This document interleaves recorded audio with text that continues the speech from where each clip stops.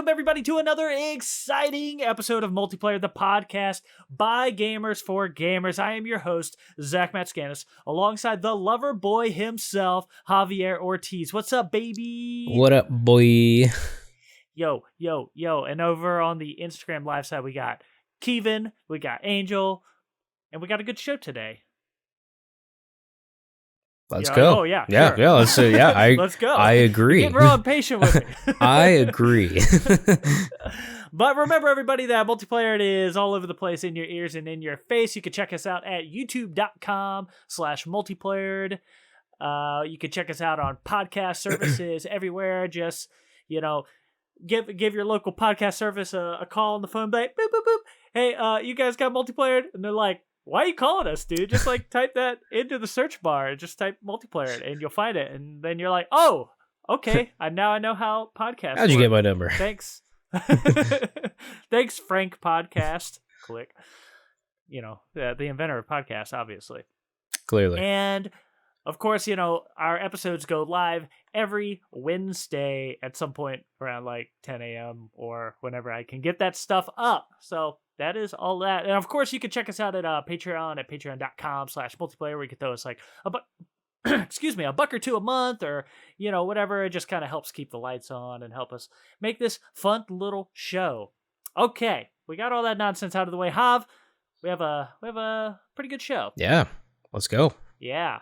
Let's do it, baby. Okay, so we're going to talk about a few things today. We're going to talk about Bethesda a little bit, and them Xbox boys. What are them Xbox boys up to? We're going to talk about that.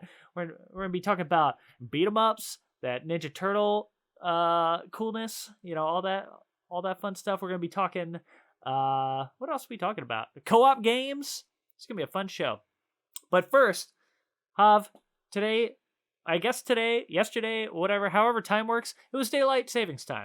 And this wasn't on paper, but I'm going to throw it in here. Such a stupid idea and concept. I still don't understand why we do it. So, Hav, I just want to ask, give me some of your favorite games with time manipulation in them. Okay, so Prince of Persia, obviously. Yeah, there's a lot of times, little sandy times. Which is a pretty cool one, because I think that was kind of the first game that really, at least in my brain at the moment, that feels like the first game that figured out death in games and how to make sense of it. Yeah, where it's just oh yeah, you control time, so it's all good. Yeah, just rewind the clock. Yeah, it's nobody talks about the fact that pretty much every character in video games has the superpower of dying and coming back to life. Yeah. And just nobody talks about it. Yeah, it's true. It's if you die as Nathan Drake, that man comes back to life and knows what he did previous to that death. That guy already... That's a crazy superpower. He already does stuff that the normal human body shouldn't be capable of doing, but, climbing and scaling ships, come on now. Yeah, that dude should be absolutely ripped. Yeah, really. He should be an Olympic-style, athlete. So I think Prince of Persia's got some time stuff. It's a great one. Tracer technically can Tracer in Overwatch. Back in time. 3 seconds. Yeah, she can do that. Sonic the Hedgehog technically does the chaos magic stuff, and that can change time, sort of. Yeah, there's a couple there's a couple times in there where there's some time manipulation. One of my favorite bad Sonic games is Sonic in I think it's the Seven Rings. It was a Wii game. Oh yeah. And you go back in time to the Arabian Nights kind of time, and it's pretty interesting. It was a cool concept, and I wish they could have executed that a little better, but isn't that every Sonic game? Yeah, I mean, it's every Sonic game. They really need to figure out how to make a good Sonic game. Yeah. And then can't you do time stuff in Dishonored? Can't you do some time stuff in there? Yeah, I mean, there's definitely some time manipulation stuff in that game. There you go. Sure. One of my favorite abilities, you can literally just pause time. That's the Yeah. So what am I? And by the way, over on the Instagram side, if you have a great time manipulation game, throw it out there. So what was? Oh yeah, and Dishonored. So there's my favorite thing I ever did in the first Dishonored game is you go to this like mask party, like a masquerade party, and there's a guy that's like talking crap at you, out in the courtyard, and you go and you like, yo, all right, dude, let's duel. And he's like, all right, let's go. And you're like, you go and you get ready for the duel, and obviously there's like people watching, and so you do the whole like 10 paces, turn around, and fire, and I didn't even have like a gun out. Like I was just standing there, and this dude like turns around, he fires his gun. I pause time, I walk over to his, his face, timeless body. I literally, there's a bullet just in midair. I pick it up, I load it into my gun. I walk back to my spot, and I just like unfreeze time, and then I shoot him in his face. And everybody's like, "What? How did that? He's a witch! Burn the witch!" It was that was like fantastic. So there you go. Great time manipulation, some time and stuff of course, in there. Time Splitters. Yeah, Time Splitters. Series. Yep, definitely. It breaks my heart every day that there's not a Time Splitters 4 being made. Someday, maybe. I hope someday. But anyways, that was just wanted to kind of start the episode with a obligatory Ocarina of Time, Zelda games in general.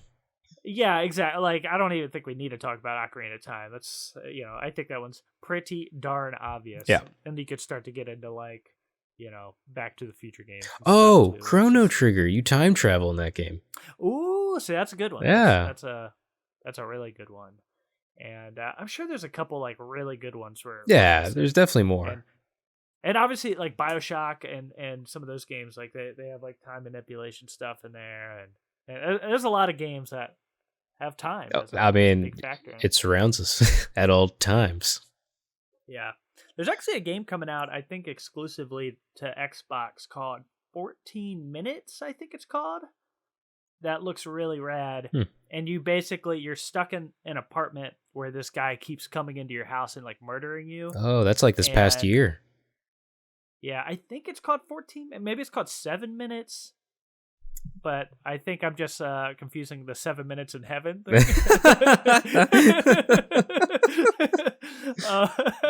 That should be a game. That'd be an awkward game. Oh, that'd be a great dating sim. To make a funny dating sim called 7 Minutes in Heaven. You just like keep going into the closet with different people. Be like, you're trying to get them to like you back, kind of thing. Yeah, that'd be a lot of fun. You've sold me. Hey man, funky dating sims are always fun to play. Oh yeah, there's this one where you play a pigeon. Oh yeah, yep. I love that one. That one's great. Anyways, we're not here to talk about dating pigeons. We're here to talk about Bethesda. So, basically, over the past like a week or so, the deal is official. Microsoft, Xbox, they are, Bethesda is under their umbrella now. The ink is dry on the paper, or Yeah, they signed all the papers, and now it's official. Like I even saw like a tweet where it was like the achievement unlocked kind of thing, and it had Bethesda in there for Xboxes. I was like, oh, it's official now. We'll never see another Fallout or Elder Scrolls game on PlayStation. Yeah, so that's kind of where I wanted to go with this. Is like, it seems like, at least like Phil Spencer's been kind of saying some things that it seems like they're very nicely putting it that like, hey, we're gonna support Bethesda games that have already been released on PlayStation and Nintendo consoles, but guess what? Like everything moving forward, it's just gonna be on Xbox. And it really seems to be the case. Like they're like tiptoeing around it pretty hardcore. But I wanted to get your feelings on this. Like, do you feel like we're probably not seeing like major Bethesda games releasing on other consoles. And I say major because like I feel like if there's like a Fallout Shelter 2 game or something like that, that might go to Switch and mobile and things like that. But I feel like the big boys, which is like Wolfenstein, Doom, what's the new game coming out from Bethesda? Starfield. Yeah. Yeah, I know what you're talking about. Yeah. I wanted to say Stargate. That is absolutely not right. Yep, Stargate. Starfield. The Skyrims. Elder Scrolls kind of stuff. I mean, probably not. It's probably just gonna be Xbox and PC now, which makes me sad because I've always been a Fallout fan. And I mean, I haven't played Skyrim in years, but I had fun when I played it. And I love the two new Wolfensteins that came out. They're excellent. So good. Yeah, they're excellent. Even the Doom games. Doom games are great too. Like there's a quality with their products, and it sucks. It's a shame, and but for $7.5 billion, I guess Bethesda couldn't say no. They were like, all right, I guess for that much we'll join you. So okay. Yeah. And so like it's interesting because this might lead to like Microsoft having its own little gaming convention show. Like everyone's having their own little E3s kind of. BlizzCon has its own thing, and so who knows? We might see a Microsoft Con or an Xbox Con or an Xbox Live Series X Con, because they don't know how to name things, but they just start throwing X's. Just into everything. X Con XX. Like they're like a porn convention. There's X's everywhere. Yeah, but no, it sucks though. I'm gonna miss. Well, we don't know anything official, but it seems like those games won't be on Sony, which sucks. Yeah. So. I'm kind of looking at this in a few different ways. One, basically, when you start to like gate things behind consoles, there's certain people that suffer that don't have, like, if you can't afford an Xbox or can't find an Xbox to buy, then you might just get trapped out of like a series that you love. Like, for instance, if I was, like I love a lot of the Bethesda games, like like I said, the Doom games, the Wolfenstein games, like Wolfenstein, the last two from Machine Games are absolutely incredible. Yeah, I'm also super excited about their next game, which is Indiana Jones. And if I was, like 18 again and had no money, I would be totally bummed because it's like, well, I have a Switch and a PlayStation and I can't play this stuff. Yeah. And I'm bummed. But luckily I'm in a I'm a man in my 30s with disposable income, so it's like I could technically go out and get an Xbox, and I probably will at some point. I'm just not in a rush at the moment. Sure. It's like there's nothing there for me right now. Over on that side, but it's just a bummer for the people that like want to play a certain series and love a certain series, but they pick the wrong console. Yeah, it's just a bummer. Like maybe they bought a PS5 because they love Spider-Man and God of War, but they also love some of those Bethesda series, and it's like now they're just kind of trapped in a place where they can't play them. However, this stuff will always be on PC as well, which is nice, but at the same time, it's like not everybody has a powerful enough PC to run that kind of stuff. So right. It's like a weird situation. But so that's kind of one side of the coin. The other side is, I constantly so I'm an uncle for like way too many kids, and like I'm constantly like thinking about my nieces and nephews. I'm like, man, I hope they're doing okay. I never get to see them because they're on the other side of the country. But, I'm constantly worrying about those kids. I kind of feel the same way with, like, Bethesda series, where I'm like, boy, I hope Wolfenstein's okay. I hope they're making the right decisions. I hope they're, like, taking care of themselves, because it's like, games like Wolfenstein do not sell well. Dishonored does not sell well. Yeah, it's true. This game, people... they cry and complain about like, like Call of Duty type games. It's like, oh, it's the same crap every year. Madden's the same every year. Oh, why is there like all this, paid nonsense in the game? It's like you keep buying that, and you keep not buying like single player campaign games with no DLC most of the time. Right. Like, it's like, here's just a fantastic game. Like, I am very worried about Deathloop. I do not think that game will sell well. Like, despite it looking incredible, but it's just like, it just doesn't, like, the mainstream audience does not play games like that. Or at the very least, they won't buy them at like full price. Right. Yeah. They just won't do it. I'll just wait for it to be a free PSN game. Yeah. Now, like the latest Doom actually did really good numbers. Yeah. I don't have them in front of me, but I remember looking at them the other day, and it's like, that's great. Like, good for Doom. But boy, do I always worry about like the games that I love, like Dishonored and Wolfenstein. I think those kind of games, Xbox is going to count on them to be like, all right, this will make Game Pass even more valuable.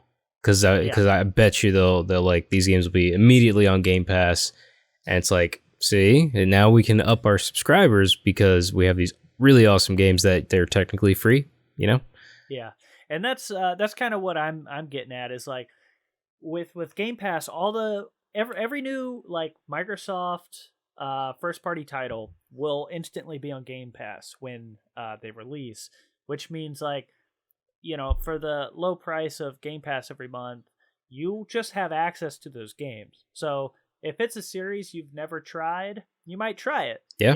It's like, why not? A lot of times with like PlayStation Plus, like I'll just try out a game, even if I've never heard of it. And sometimes I don't like those games. So it's like, that's fine. It was just like a game on Game Pass, whatever. Or not on PlayStation Plus. Yep. I didn't pay anything for it. But then sometimes there's like gems, like when Rocket League was first came on PlayStation Plus, I was like, yo, this game's incredible. This game's so much fun. Yeah. And I didn't pay a penny for it, other than like my subscription, which, I have anyways to play games online. So yeah, everything else just like icing on the cake. Yeah, for sure. Sometimes it's bad icing, but it's still icing. Yeah. Either way, it's gonna. Hopefully they find success there. But I'm just sad that I won't have access to it. I'll probably have to buy the Xbox. What's the little one? The Series S, right? It's just called the little one. The Xbox little one. little boy. Yes. Yeah, the S. Yeah. But you have a pretty nice PC now, right? Well, it's a laptop, but I mean it does run. Yeah, I mean it runs well. I could play games on here. I just like playing games over there. Yeah, that's there's a bunch of console boys on this show, but like I grew up playing consoles, and like anytime I'm sitting in front of a computer, I just feel like I'm working. Yeah. And, like I hate that feeling, and it's like I don't want to do other than this show. I love this show, so I'll do this on the computer. Everything else I don't want to do on the computer. Yeah. It feels weird to play games over here. It just, I don't know. I'm sure I could, like, but I don't know. It just feels weird. And besides, I mean, if there's really some really good games, then I don't mind supporting Microsoft and getting the little boy. It's yeah. Plus, it's the Xbox little boy, and plus it's it's sleek, it's tiny, it'll fit perfectly next to my TV, so I wouldn't mind having one of those. Yeah, I'm definitely gonna scoop up a new Xbox at some point. Just I'm not in a rush, but as soon as they're like, the new Senua's Sacrifice game, or Hellblade games coming out, I'm like, okay, done. you got me. Yeah, pretty much. You got me, Phil Spencer.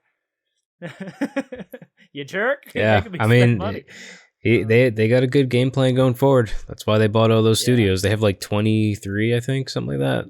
It's wild. Yeah, it's a lot.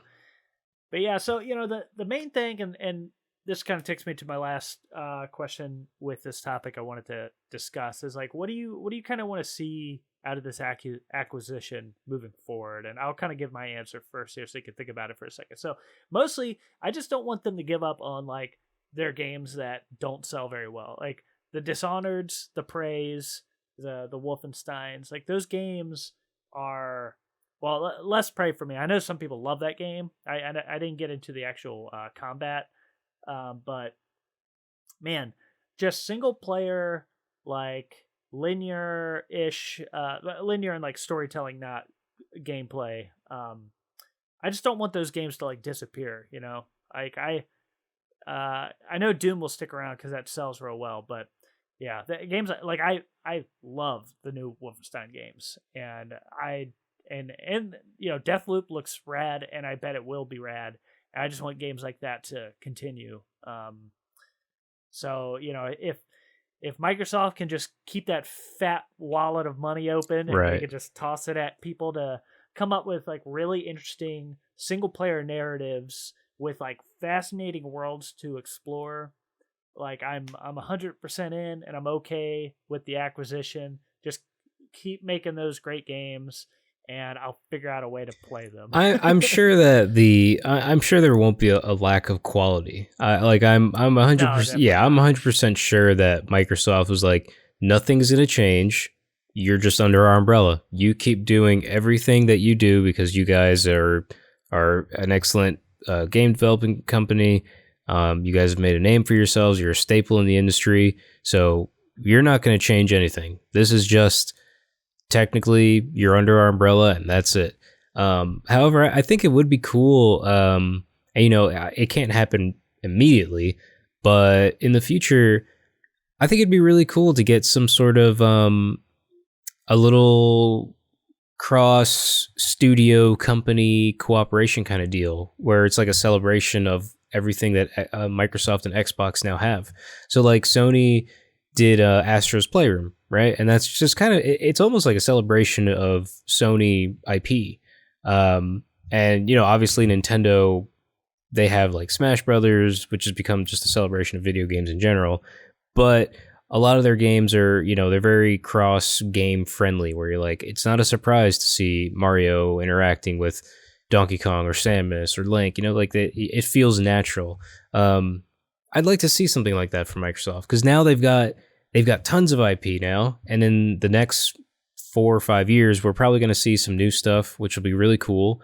And since it's all under their umbrella, it'd be really cool to see something on their end that's kind of a celebration of Xbox and all their IP and everything that they own. Because that's always been the issue, right? For Microsoft, it's like, man, you make a great system, but it's just the lack of games that you have, and that's always been the issue. So like now that they have tons of studios, and seemingly from that will come very good games, hopefully in the future, it'd be really cool to see something to kind of celebrate all of their IP, I'm not saying it has to be like something like Astro's Playroom, but I don't know, something that shows like they have a family, that they have like, here's Master Chief hanging out with Dragonborn from Skyrim here, like let's see, something that just shows like they're celebrating everything that they have. Yeah, give me just just a strictly multiplayer like FPS game with like all the different characters and all the different franchises. Although Doom Guy will always win, because that dude will just like rip Master Chief's head off. He just doesn't die. Start dressing like me, and then just maybe it would be like one of those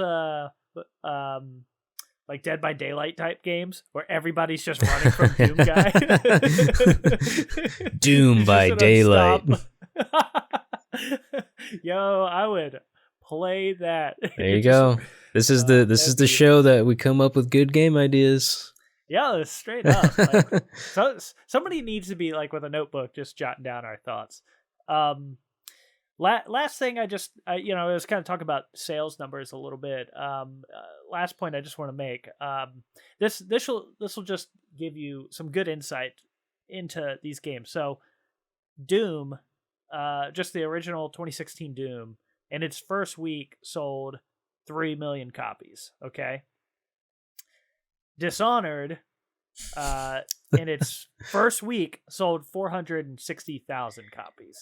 So it just goes to show you like it, and like in its entire lifetime, like Dishonored, and that's Dishonored 2, by the way, 460,000. Right. And then overall, like over the years, has only sold 2.5 million copies. It's just like, they're just not they just don't sell. I'm telling you, man, Dishonored is missing that special, just that special love, that secret ingredient. Because I don't consider myself like a FPS kind of guy. Like I'm not I'm not that kind of typical mainstream gamer that likes those Call of Duty games. And I hate using Call of Duty as an example, but you know what I mean. But like I've tried Dishonored multiple times, and I just can't. Something about it, and I don't know what it is. It just lacks that chef's kiss. I guess I just hate fun. I don't know. It's just something about it. Something's missing. It's just that I don't know what it is. But plus, Doom has a built-in audience, right? I mean, Doom. The name is synonymous now, and it has a built-in audience of like people a lot older than us. So I mean, Doom's always going to sell well. Yeah, but even Wolfenstein, these new games, they just don't sell well. That's true. That's true. That series is older than Doom. That's true. That's true. But I just think Doom is more. I think it's just more synonymous. More. I think it has a wider audience. Sure. Yeah, I mean, you just get in, you murder some demons, you get out. Yeah. It's like Wolfenstein. It's trying to tell a story, a great story too. And it is. It is. I'm out of here. It's excellent. It's excellent. But people are just like sidestep the story and just let me blow things up. Yeah, it's always a shame when people just like skip like fascinating stories in games. Like, why are you even playing this? But anyways, so I just wanted to kind of give a little insight into at least like one of those comparisons where it's like, man, they just don't sell well, and it is just an utter shame. For sure. Like the guys over at Arcane, I think, are like, Angel, you've never played Doom or Wolfenstein? Oh, boy, please play those games, please, Angel. They're really good. Please. They're really good. And especially like Angel, I don't know if you have. We were just talking about Game Pass. If you have Game Pass, it's all just on Game Pass now. So like, go and play those games, like the 2016 Doom Eternal, Wolfenstein, The New Order, and New the Colossus. New Colossus. Like those games, especially Wolfenstein, in my opinion, like the stories are out of this world. So please go play those games. Yeah, or pick them up on they're on it kind of everything. Wolfenstein 2 has one of my favorite moments in a game, and spoilers. It's spoilers. Spoilers. It's where I won't give you're gonna give the main. I know what you're gonna say. I'm just the two machine guns moment. You know what I'm talking about? The two machine guns moment. No, nothing major, but just the lady. I'm just saying the pregnant lady with two machine guns. It's just like it's amazing. It's one of my favorite moments in a video game ever. I absolutely loved it. Yeah. I thought you were gonna say the main twist. No. I won't say that. It's like, did not see that coming, and I loved it. Yeah, that was awesome. So good. No, but I mean, just a pregnant lady with two machine guns, just mowing down Nazis. That's the greatest elevator pitch. Yeah, ever. Yeah. It's one of my favorite moments in a game ever. And speaking of elevators, do you remember those elevator moments in every beat 'em up ever? Whoa, what a segue! Actually, it's funny because that is very typical in beat 'em ups. Like elevators are a thing. You don't have a proper beat 'em up game unless there's an elevator fight scene. Yeah, it's like, where are those people coming from? How are they getting? They're just jumping in. It's like ridiculous. You can go back and play like the Batman or not Batman, like the Superman beat 'em up games. And it's like, why is Superman in an elevator? Just because they make it fly. It's so I mean, stupid. Honestly, like lots of Superman games, you're like, why am I doing any of this? I could be flying or just like going light speed. Screw this! I'm flying to the sun. Yeah. I'm out of here. Yeah. But yeah. Silly segue, but it gets me to where I wanted to go, which is so there's a new Teenage Mutant Ninja Turtles game coming out, Shredders Revenge, and man, the trailer for that game looked dope, and there was very little gameplay in it, and that's okay, in my opinion. It gave me everything that I needed to see. So if you go and watch the Shredders Revenge trailer, basically it's going to start with like a new version of like the 1980s theme song from the animated show. Yep. And like a new like intro, like an animated intro that they made. Yeah. And it's like, first off, it's like, whoa, this is rad. I thought it was like from something for a minute, and I was like, no, I mean, this is like the original animation style, like a new song. Like, where did this come from? This is crazy. And yeah, I mean, I think they just made it for that trailer.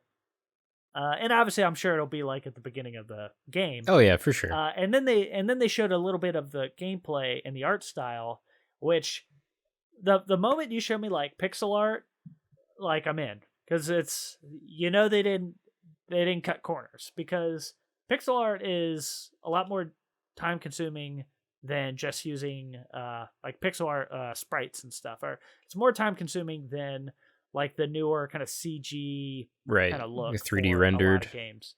Yeah, exactly, the 3D rendered games, and which they've kind of done for the last several, Ninja Turtle games. And I mean, a lot of games have just kind of moved that direction, and a lot of times it just does not look good. Streets of Rage kind of pulled it off. Streets of Rage 4. Yeah, that's a very good looking game. Yeah, that game's beautiful. But I what I got from that trailer for the new Ninja Turtles game is like they are doing that game right, and it makes sense because the guys making that game, and I hope I'm saying this right. I'm saying .emu, but it could be like, because it's one word, it could be like .emu or something. But, oh yeah, I like .emu. Yeah, it's like that kind of makes more sense. That's two real words. But yeah, so .emu, they were basically, those guys came from those guys and Tribute Games. Those dudes, they made Streets of Rage 4. I keep wanting to just say Rage 4. Streets of Rage 4 and the Scott Pilgrim game. Yep. Which was made by Ubisoft, but a lot of those guys basically founded, I think it was Tribute Games that they founded. So like they got the right people, together to be that's like, how to make a beat 'em up. Yeah. Yeah, you wanna just like knock it out of the park with like beat 'em up after beat 'em up. Yeah, for sure. And so I'm so stoked for this, because that's like a few things here, and then I'll let you talk, Hav. I promise. I mean, that's I'm also just gonna be very happy about it, and just like I love the idea of a new Turtles beat 'em up. Yeah, so it's just like beat 'em ups in general is like a genre we don't see a lot of new games in anymore, and when we do, they're typically just not very good. It's, I feel like that's like a category or like a genre of games that we don't to get the formula right is like hard, but when you do it, it's like fantastic. Yeah. A lot of people just kind of miss the mark, but these guys with like Tribute Games and .emu are like they got the secret sauce that you were talking about. That chef's kiss, yeah. And so it's just really exciting to see a new beat 'em up game, and especially a new TMNT game. Like I was and still am like a big Ninja Turtles guy. I love the original, animated series, the comic book, and obviously like the old beat 'em up games. Like Turtles in Time is one of my like absolutely like favorite games as far as like that genre of game. Sure. To the point where I was dangerously close years ago to buying a Turtles in Time arcade cabinet. I was like so close. It was like $1,000. I was like, it was like should have. Beautiful, perfect condition. I should have. I regret it every day of my life. Ugh. Where would I have put that thing? It doesn't matter. You would have it. It's just like outside. I mean, not outside, but where's your bed? Just put it where your bed is. Oh yeah, I'll just lay it in the bed with me. Yeah, and exactly. Cuddle with it every night. Be like, thank you, Turtles in Time. And then it'll probably say "Cowabunga." That's exactly. Yeah. So anyways, Hav, lay it on me. How stoked are you for Shredders Revenge. I am not stoked at all, to be honest. No, I'm kidding. I'm kidding. I'm joking. No, I love. I feel like you and me are in the same boat when it comes to some retro style games. I love old school beat 'em ups. I really do. I miss that return to form. It reminds me of a simpler time in life. I love Turtles in Time. I still have that for Super Nintendo. I remember when we played it at the retro arcade. Super fun. But man, I'm hoping that it introduces something new. And by that I mean, like, I think beat 'em ups can sometimes be sort of repetitive and formulaic, right? So I'm hoping that they can introduce something that can kind of change it up a little. Not necessarily like, I'm not talking about reinventing the wheel. More elevators. Yeah, just more elevators and just more turtles. Regular turtles, though. No. More turtles. No, I mean, like I just want, first off, I'm not going to complain because I love classic beat 'em ups, but I'm also hoping that, because of the pedigree and the people making the game, I'm hoping that they kind of take it up a notch a little bit and add something that'll make it a little more unique, and stand out, right? Because you're talking about a game that everyone's going to compare it to Turtles in Time because it's going to look like Turtles in Time with the pixel art, but two, that's probably one of the greatest beat 'em up games ever made. So it's already got an, competition sort of its past.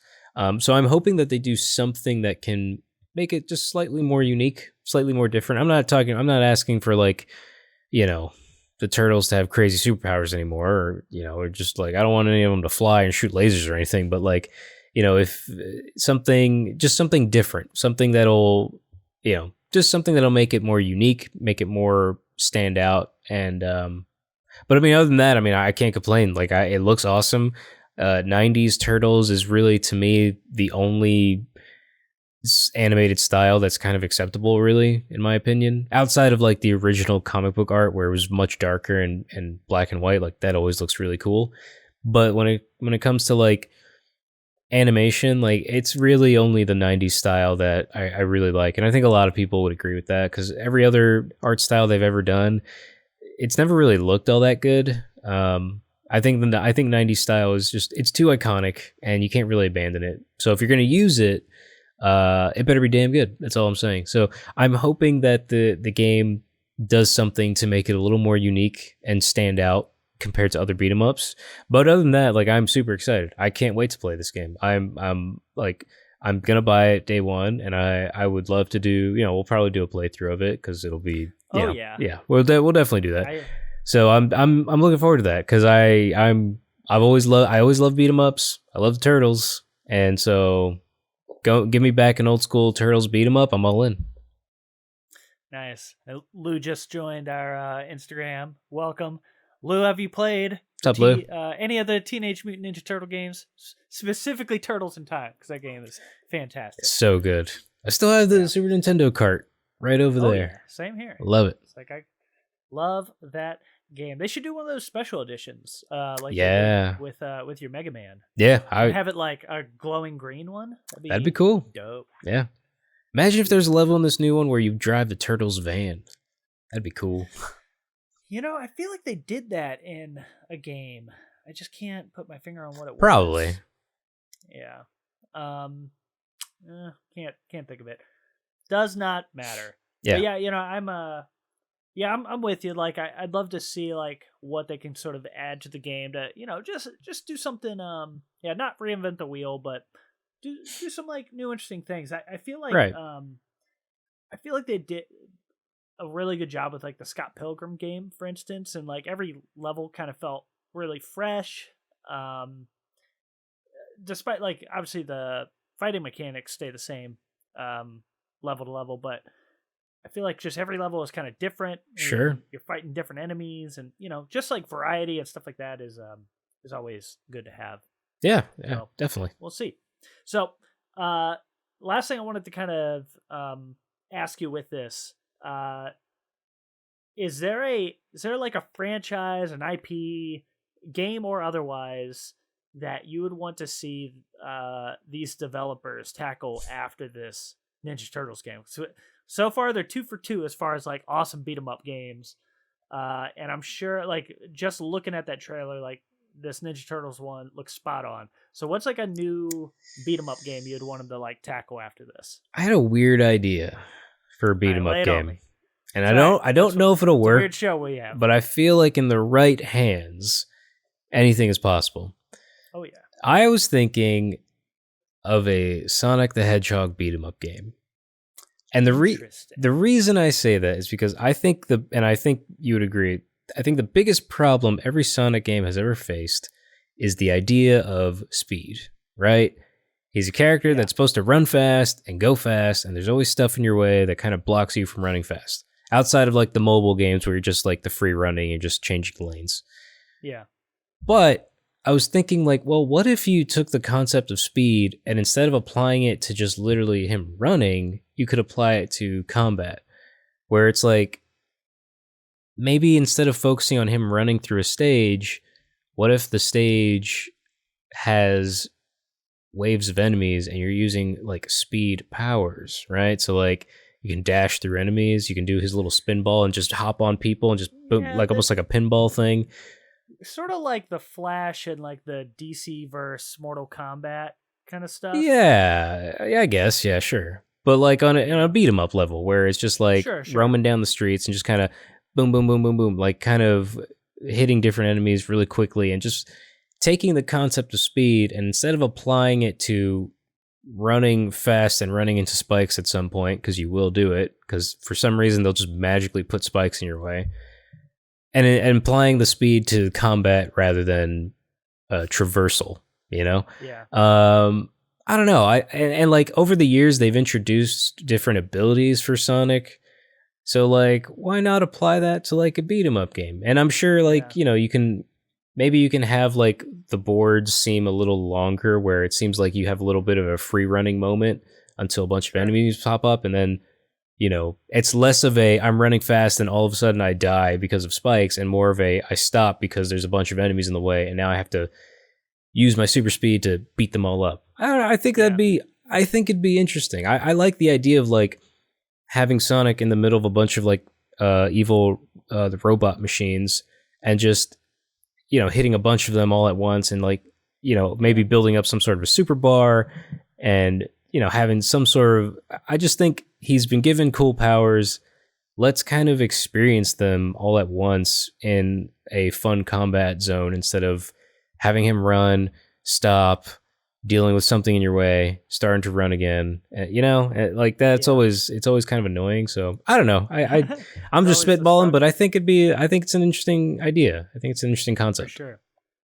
So I have two I was kind of thinking about. And Kevin, I see that. Hi, hello, sir. If you have a beat 'em up game you like or an idea for a new beat 'em up game, let us know. Okay, so here's my ideas, Hav. First, this one's kind of in the category of like the Ninja Turtles game. I feel like it'd be like a pretty easy transition to this one, but give me like an original Power Rangers beat 'em up game. And I know they've had some back in the day. Those are fun. Pretty decent. Yeah, so it's like give me a Power Rangers game where like, you know, you're playing the original, or at least, you know, original for like European market. You know, Japan's been having Power Rangers since the 70s, but like our original Power Rangers. And give me levels where like you're playing as the Rangers in regular clothes, like beating up you know, putties in high school or whatever. Give me them in their suits doing awesome stuff, and then give me levels where you're doing beat 'em ups as the Zords, like the Megazords and whatnot. And that'd be cool. You know, I think that'd be fun. You know, it's like I've been off the Power Rangers bandwagon for a very long time now, but it'd be cool to like have some nostalgic tingles. Oh yeah, of course. You know, playing through a game like that, as I'll probably get just playing through a new Ninja Turtles game. Oh yeah, definitely. Bring me back Big Bad Beetleborgs. You remember that? Oh yeah, I remember Big Bad Beetleborgs. Give me those. Ridiculous. I loved it. I think there was actually a pretty good Beetleborgs game back in the day, and I'm trying to remember what it was called, but I feel like I remember Big Bad one. Beetleborgs the game.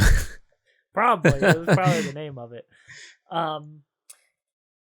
The other one that is a little more out there, but I think if they collaborated, I think they could do it right. Give me a beat 'em up Street Fighter game, like the original the Street Fighter 1, which seems to just be lost to time now. Yeah. It was literally you're playing Ryu, like running around punching bad guys. Yeah. That was a game. So I would love to see like a beat 'em up Street Fighter game where there's like a new threat, and like your Street Fighter pals get together. Like you can play Zangief, you could play Ken, you could play Guile. I feel like there should be two different ones where it's like you can be one of the good guys and then one of the bad guys. And you're like, it's like two different games, and you're going different directions. Yeah, I mean it's like the same levels, kind of, but just like on opposite ends, Yeah. And then at the end, you got to fight each other. Or you got to fight the good guy or the bad guy. And because I only say this because my favorite Street Fighter character is Akuma, and I would just be like, oh, I want to play as Akuma though. Yeah. Well, that's why it's always like there has to always be like one, like a bigger threat, so that the good guys and bad guys come together. Yeah, exactly. But like I think like a Street Fighter beat 'em up would be great, because we haven't really gotten one since the original Street Fighter game, and I think that I've never played that one myself, but I've heard like pretty mixed feelings on it. Yeah, I mean, whenever I've seen gameplay of it, it just looks very bare bones. Yeah, it's a pretty basic game. But yeah, give me that. I think we could all say things like Double Dragon, or River City. Or, I mean, it's like that's like those are the easy answers. But give me something we're not expecting. Yeah, dude, I dare somebody to make a Sonic the Hedgehog beat 'em up, a good one. It's like, do it, please. Prove me right that it's a good idea. Somebody's gonna do it now. I hope so. That's like 4 new game ideas we came up with this episode. I dare anybody to make a good Sonic game.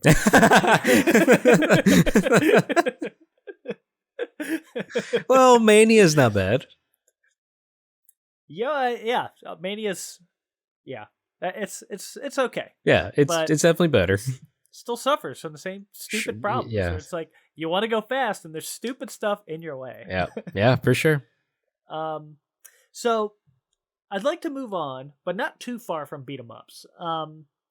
Basically, I've kind of been thinking about co-op games a lot lately, specifically couch co-op games or co-op games you can play online with your friends, but it's like a 2 to 6 hour kind of game versus like, you can almost call like any, multiplayer game. It's not too many of those. Yeah, exactly. That's the problem. It's, every multiplayer game now is like, couch co-op or online. It's you have your Overwatches, your Call of Duties, Rainbow Six Siege, any shooter, Monster Hunter, Avengers, like all these games that are like, you play this game for 600 hours with your friends, and Destiny, all that kind of stuff. And, yeah, but I love a good just like compact, like 2 to 6 hour, 10 at the most kind of game, where it's like you and a buddy can kind of get together and play through it. I was thinking about this for a few reasons. One, I've been playing an Untitled Goose Game with my girlfriend, and we've been playing that co-op, and it's just like, what a fun game to play with somebody else. Like, you're just walking around like honking at people, giving them the business. For sure. Stealing their stuff, throwing it in a lake, honking at them some more. It's like you're just running around as 2 geese, just like doing goose stuff. It's like ridiculous. And obviously, it's like Streets of Rage 4 is a great example of like just a fun time. That's probably what, a 4-hour game. Yeah, 4. 3? Yeah, like 4 hours probably at most. Yeah, when you're good. Yeah, 10 minutes max.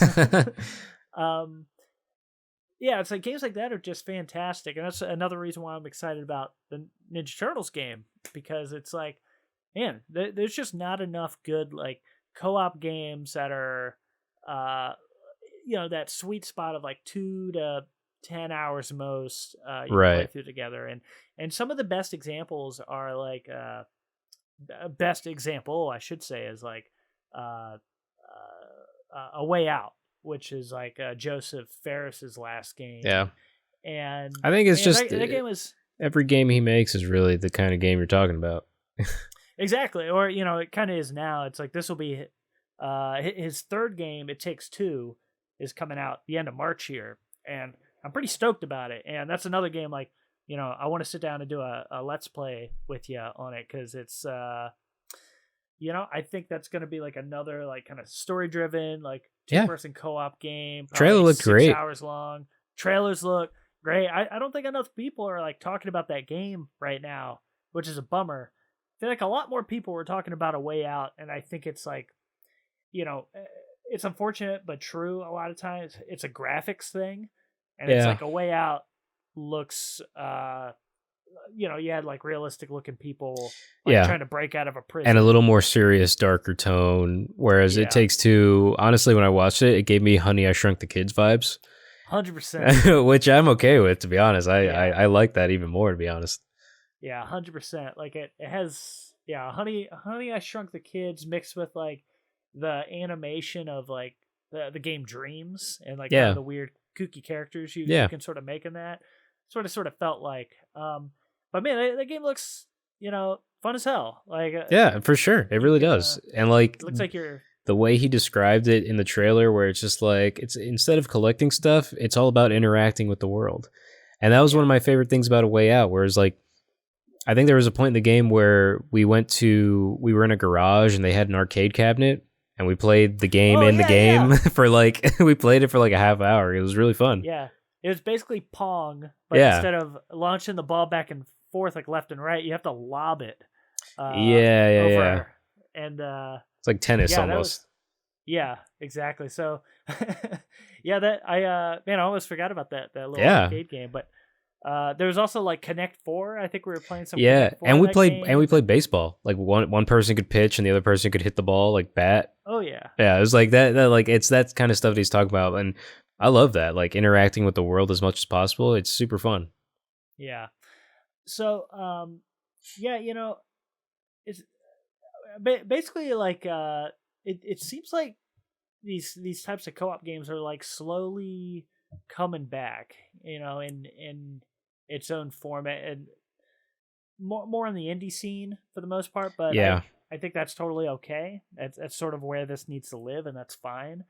But yeah, with games like It Takes Two, things like Goose Game getting that like co-op,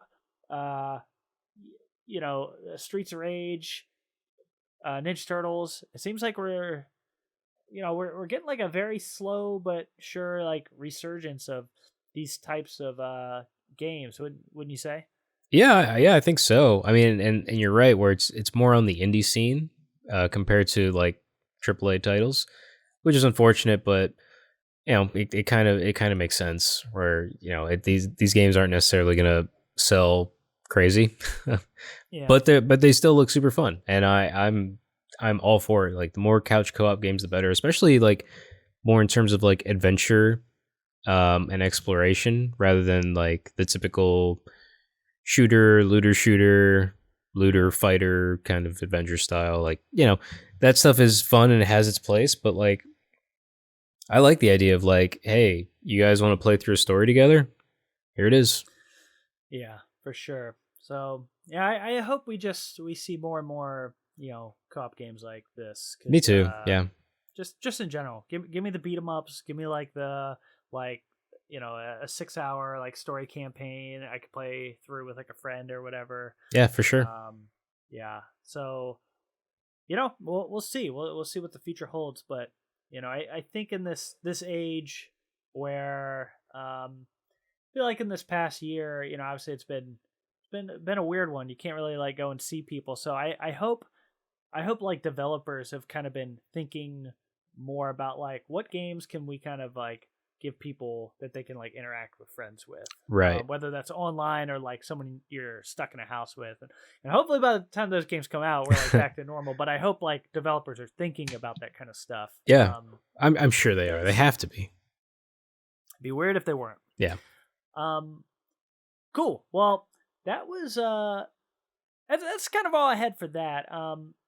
And I've already sort of talked about what I've been playing, which is basically Goose Game. I've been playing. I've been going through BioShock lately, but I wanted to check in and see what you've been playing lately. Oh, so I think I mentioned last week that I had just beaten RE7. Yeah. So I finished that. I'm kind of exploring the PSN collection on PlayStation 5. I just finished Ratchet and Clank from 2016. And I absolutely loved it. Nice. I started playing a little bit of New Game Plus because you basically replay it with all your weapons unlocked. So I just finished playing that. So I've been playing that for like the past week. I absolutely adored it. Like I can't wait for a Rift Apart. It's such a fun game. The writing is hilarious. The weapons are really fun and crazy. One of my favorites is this one called Mr. Zircon. And you basically summon the little robot buddy next to you, and he's got this really deep voice, and he's really funny because he's like, "Mr. Zircon is here to kill you," and he's really funny. Like all his stuff that he says is really great. But yeah, like I played through that game. It's so much fun. It's so pretty to look at. They've got like different filters that you can add, so you can make the game like, you can make it like black and white or like high contrast, like a Michael Bay action movie almost. Right. It's great. It's super fun, and like I was telling you a little bit earlier, but like I can see the influence they had from like old Spyro games because it's Insomniac, where it's like it's this mini worlds that you travel to, and like you've got a certain range of exploration, and there's a little bit of secrets hidden in the levels, and lots of little unlockables that you can get. But man, like getting all the weapons and upgrading them it makes it so much fun because you're just watching like chaos in front of you ensue because you're just hoping for waves of enemies so that you can just blow things up as much as possible. And so plus there's like silly weapons where you can make people dance, and then while they're dancing, you can shoot them with like a rocket launcher. Yeah, it's man, I love that game. It made me so excited for the next Ratchet and Clank game, the Rift Apart, which I think comes out this year, right?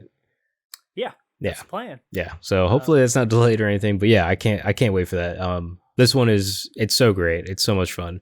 I think after this, I haven't decided, but I think the next game I'm going to go through while I wait for a new release is either going to be the Final Fantasy VII remake or Kingdom Hearts 3. It all depends.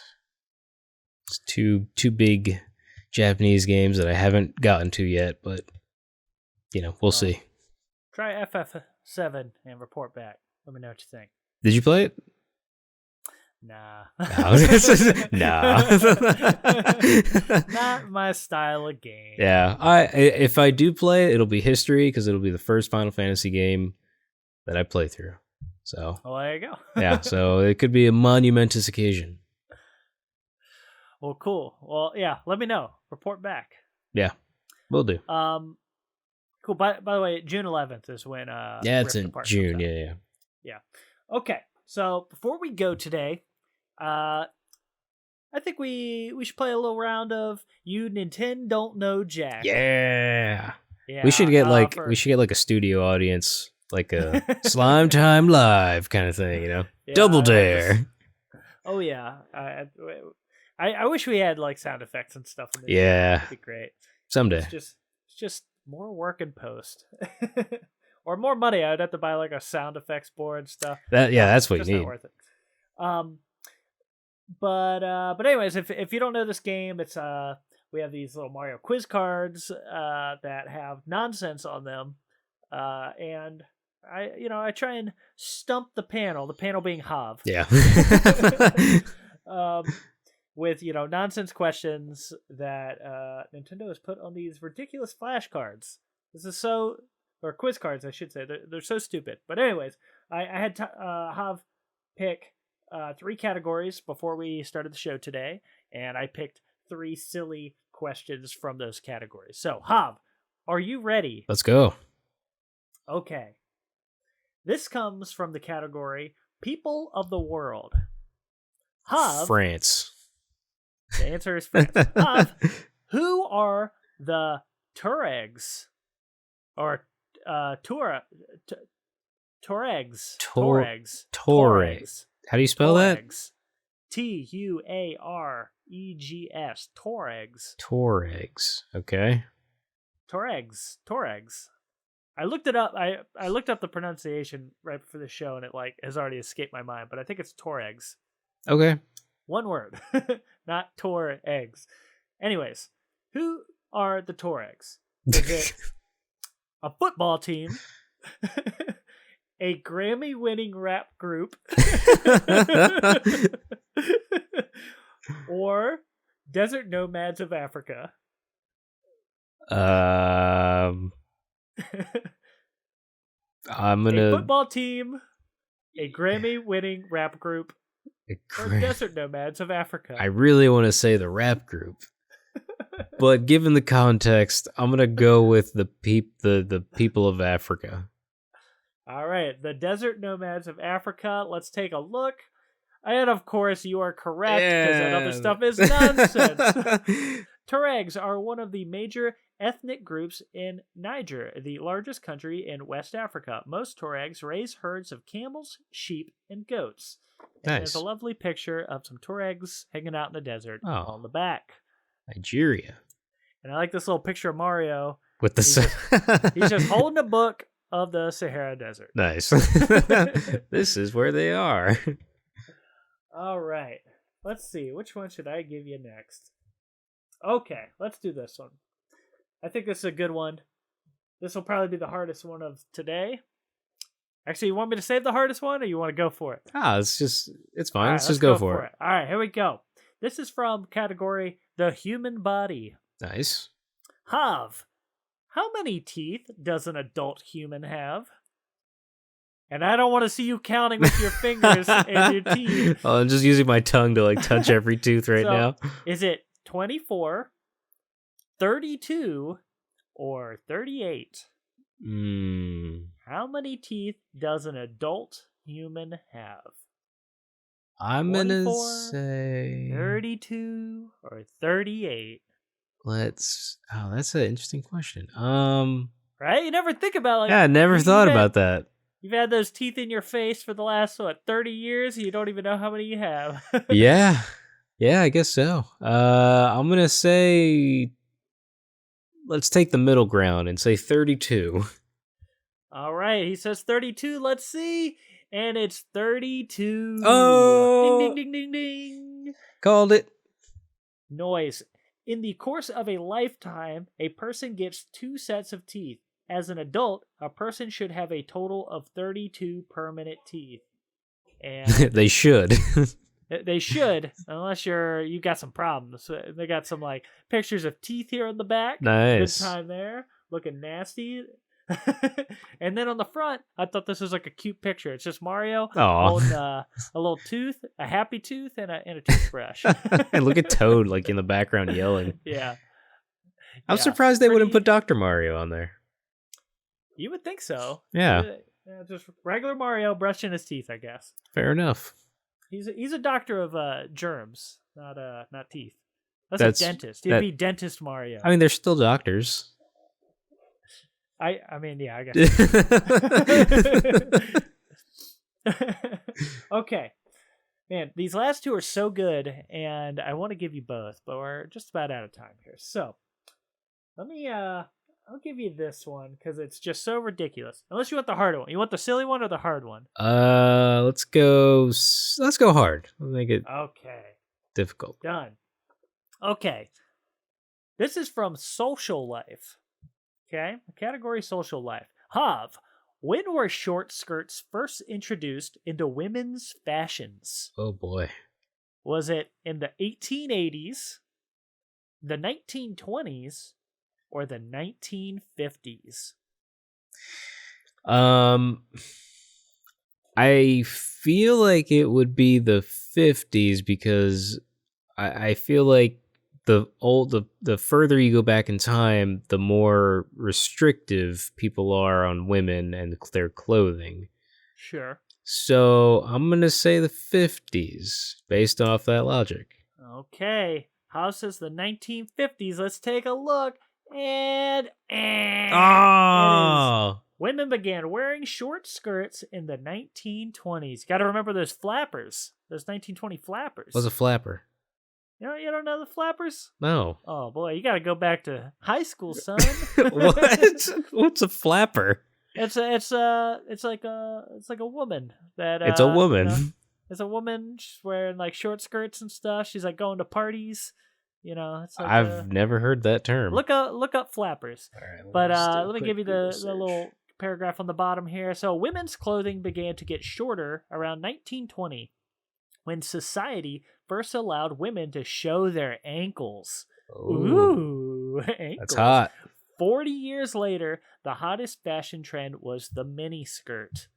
Oh, and flappers are like jazz dancers? Well, you would go to like jazz clubs. They're not specifically jazz dancers. Sure. At least I don't remember them being jazz dancers. Oh, yeah. I don't remember them being. You weren't around then. So there's like a little show it for Instagram, show it for this one. So there's like just a little picture of these women on the back here. And I like this one on the front of just like Peach with a skirt like, she's surprised by it. Oh, but it's so short. I wear this long dress. I like the shy guy behind her. Yeah, I don't know what's going on. He's just like, oh. I don't know what's going on with that shy guy. All right, so I'll save this other ridiculous one for next week. Interesting, the 1920s, huh? Oh yeah, them flappers, son. Flappers. You got Nintendo schooled. Yeah, I guess so. You learn things on this show, man. You learn what flappers like are. You NintenDO'N't Know Jack. Well, I don't know 1 out of 3. You NintenDO'N't know one thing about flappers. That's true. That's true. I'd never heard of the word flapper before, so.